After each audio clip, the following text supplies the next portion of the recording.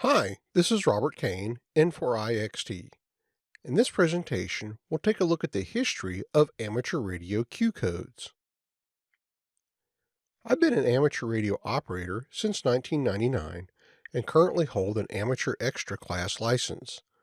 Professionally, I'm the owner of Arcane Training and Consulting, working as a trainer in the Microsoft IT space. Check out arcanecode.com/info for more information. Most people today are familiar with Samuel Morse and his invention of the telegraph. Many people, though, may not realize why he invented the telegraph. Samuel Morse was a very accomplished artist. Even today, he has several works hanging in the Smithsonian Institution. He had been far away from his New England home when he received a letter that his wife was gravely ill. Although he started for home right away, the letter had taken so long to arrive that she had actually passed away before he even received that fateful letter. By the time he arrived home, she had already been buried. Samuel Morse realized there had to be a better way.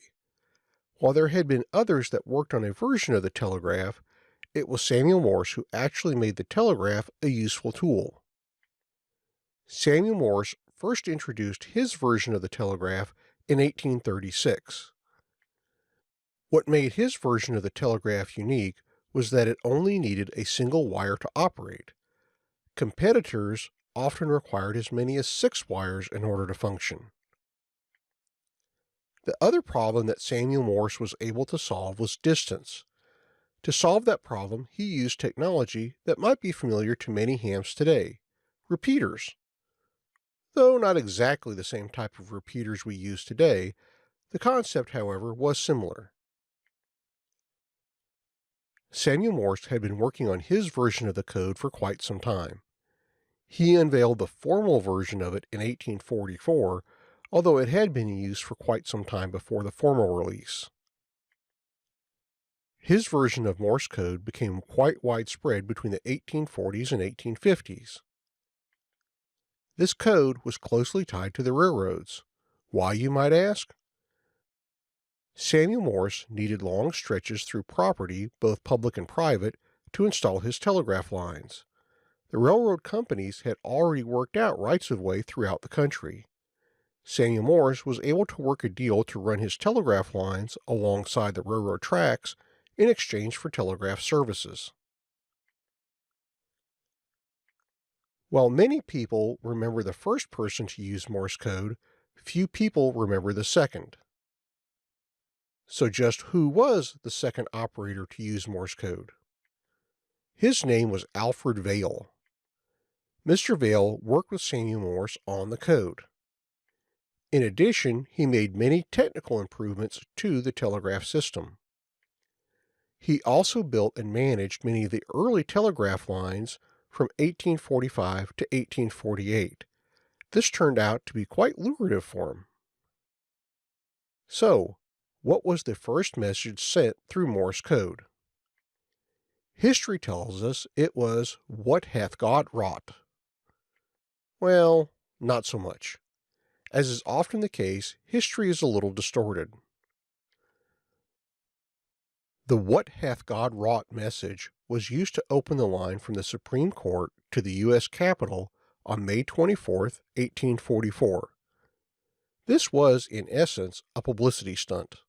Samuel Morse was attempting to secure funding from Congress to build more telegraph lines. It makes some sense when you think about it. Would you really want the first message you sent to be in front of national political figures? The first instance of a complete sentence in Morse code was between Morse and Vail on January 11, 1838. The message read, "A patient waiter is no loser." One major problem all early operators had was that everyone could hear every transmission. This could cause lots of interference. As with everything, time is money. Q codes were introduced to keep transmissions as brief as possible. Codes in the range of QRA to QRZ and QSA to QSZ were introduced, following a series of codes named for the R and S rail codes. Fast forward a few years, and in 1896, Marconi creates the first ever GOTA station, aka Get on the Air. Naturally, he used the already familiar and existing Morse code for his transmissions. Along the way, he adopted some of the codes already in use with telegraph, such as the Q codes. In addition, he needed to add new codes that were needed for the new way which Morse code was being used. Many of these related to Morse code being used in the context of radio operation. In addition, new codes had to be added to handle the types of traffic that radio was being called to do. For example, ship-to-shore or ship-to-ship transmissions. With the popularity of radio onboard shipping, it eventually impelled the British government to want to create a standard set of Q codes, not just for itself, but for international use. Having a standardized set of Q codes would facilitate communication across languages. Even if two people didn't speak the same language, they would at least understand the same Q code. The standardized set of Q codes was formally adopted by the International Telecommunications Union in 1912. It became effective July 1, 1913. Q codes are divided into ranges by service. The range QAA to QNZ are used by the International Civil Aviation Organization. The Maritime Mobile Service uses codes in the QOA to QOZ range. The QRA to QUZ was allocated to the International Telecommunications Union. Many of the codes used by hams today fall into this range. It should be noted that there is a special set of codes beginning with QN. These codes were reserved for use by the ARRL for handling net traffic. Q codes can actually have two meanings. It is driven by whether the Q code is used in the context of a question or an answer. For example, QRA followed by a question mark means, what ship or station is that? However, QRA followed by a name would be the answer. QRA Titanic equates to, this is the Titanic. Another example might be QRD question mark. The reply could be QRD New York, meaning of course I am bound for New York. I won't go over each individual one of these, but these are a few examples that you can look at. So, I thought it might be fun to play 20 questions. As I mentioned a moment ago, each Q code can have two meanings, whether it is placed in the form of a question or an answer. Let's try an easy one to start with. What do you think QTH means? As you can see, it is asking for the current position. Originally, it referred to a latitude and longitude and could still be used like that, but mostly now it refers to an approximate location. For example, I might say my QTH is Birmingham, Alabama. Over time, many codes have gained informal meanings. When someone simply refers to their QTH, they generally mean their home. For example, my radio only works well with the antenna at my QTH. Okay, let's try guessing a few more. Let's start with QST. QST is a broadcast message to all amateur radio operators. For example, QST storm warning. As we all know, informally, it is the magazine put out by the ARRL. Did you see the annual QST antenna issue yet? QSO is another commonly used code. QSO refers to a conversation. QSO question mark might mean, do you have time for a conversation? Thanks for the QSO is thanking somebody for a conversation you just had. QSL. QSL means please acknowledge receipt or are you acknowledging receipt of a transmission? For example, my call N4IXT QSL question mark is asking, did you receive my call sign correctly? It is N4IXT. Confirmation might come in simply as QSL, or perhaps QSL your last transmission. Informally, it can also refer to the cards that hams use to confirm an exchange between two amateur radio operators. Here's another one, QRM. QRM refers to man-made interference. That interference might come from other hams operating too close in frequency, or perhaps with faulty equipment. It may also mean other forms of interference, such as noisy power lines. QRN. QRN refers to natural interference. Solar flares are causing QRN today. QRP. QRP typically means to decrease power to 5 watts or less. Informally, it can also mean you are running a station with 5 watts or less output power. I'm running QRP on 20 meters today. QRO. QRO is the opposite of QRP.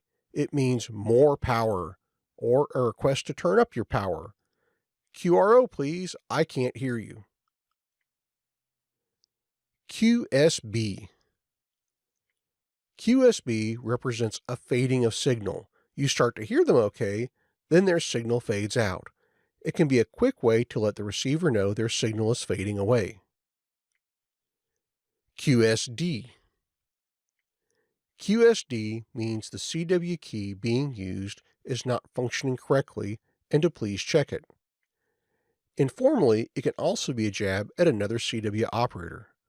That guy was QSD, he couldn't send worth a dang. While Q codes represent the biggest variety of codes, there are a few other codes also in common use in the amateur radio world. Let's take a look at the CQ code, the 92 codes, and of course, SOS. CQ. CQ is a shortcut which means calling all stations. CQ can also be combined with other codes to make it more specific. For example, CQDX means I am calling somebody long distance, i.e. someone outside my country. CQ with a country code, such as VK, means I am looking to talk to somebody in that specific country. In this example, I'm looking to talk to somebody in Australia. Finally, you can combine CQ with a specific call sign. CQ KA4VCA means I am looking to talk to the specific hammer operator KA4VCA. Many people believe CQ is a shortened form of the phrase seek you. Well, not so much. It is actually derived from the first 2 syllables of the French word sécurité. Translated, sécurité means pay attention. It was used by radio operators during World War I in France. When American operators entered the war, many worked in the French theater. They picked up the use of this term and brought it back home with them. The 92 code was created by Western Union in 1859. Most of the codes were used in controlling railroad traffic. Additionally, some of the codes were used to represent common phrases. There is one code still in common use today in the amateur radio world. 73. 73 originally meant accept my compliments. By 1908, it had become best regards. Today, it is the equivalent of have a nice day. Some QRP operators will actually send 72, meaning I don't have quite enough power to send a full 73. SOS. The original distress call was QRR, which was used by the railroads. The ARRL changed the code to QRRRR to avoid confusion with the international version of QRR, which simply meant please wait. Even that could be problematic. You can imagine an operator on one end going, help, help, and the receiver going, he keeps telling me to wait, but I don't know what for. England began using the code CQD, or CQ distress, for its version of help. Germany, meanwhile, used the code SOE. At a 1906 International Radio Conference, it was felt that a single code needed to come into common use across all nations. At that radio conference, they were wanting to use SOE. However, there was some concern that the Morse code for the letter E might get lost in static. Therefore, they settled on SOS. Contrary to popular belief, SOS does not stand for Save Our Ship. In fact, the letters don't actually stand for anything. It is just a shortened way of saying help. The Titanic radio operators used both SOS and CQD. Speaking of the Titanic, I want to bring your attention to two men who should be known as heroes in the world of radio. The first is Jack Phillips. At 25 years old, he was the senior radio operator on board the RMS Titanic. The second was a gentleman named Harold Bride. The junior operator on board the Titanic was just 21 years old. Many people don't realize it, but in the early days when a shipping company purchased radio equipment, that equipment was still owned by the Marconi Company. Additionally, the operators were employed by the same Marconi Company. Thus, Jack and Harold were actually employees of Marconi, not White Star Lines. These men stayed at their station operating the radio until just 3 minutes before the Titanic went under the water. Sadly, Jack Phillips perished in the frigid ocean water. Harold Bride, however, was rescued. On board the Carpathia, Harold Bride found out its radio operator, Harold Cottam, had been working the radio alone, non-stop, since the first distress call had come in. Despite frostbite and a sprained ankle, Harold Bride got out of his sickbed and began assisting Cottam. The two men worked non-stop until the ship docked in New York. Even then, they continued to operate until most of the passengers had disembarked. Bride was actually greeted at the ship by Marconi himself, who heaped praise upon him for his hard work and dedication. The New York Times paid Harold Bride $1,000 for his story. That is roughly $24,297 in today's currency. We began this presentation by exploring the origins of the telegraph. We then saw the role Samuel Morse played in creating a viable telegraph system, as well as developing a code that could be used for transmitting. We then saw how Marconi used and expanded upon the codes, adapting them for use in radio. After that, we saw some common Q codes, as well as learned about their evolution from the telegraph to the airwaves. Finally, we looked at a few other codes that are commonly in use, namely CQ, 73, and SOS. If you have any questions, feel free to contact me, n4ixt@outlook.com, or through my Twitter handle @n4ixt. If you want to learn more about me and the other work I do, just look up my information page at http://arcanecode.com/info. There, you'll find a link to my GitHub site where you'll find a copy of this presentation which you can download.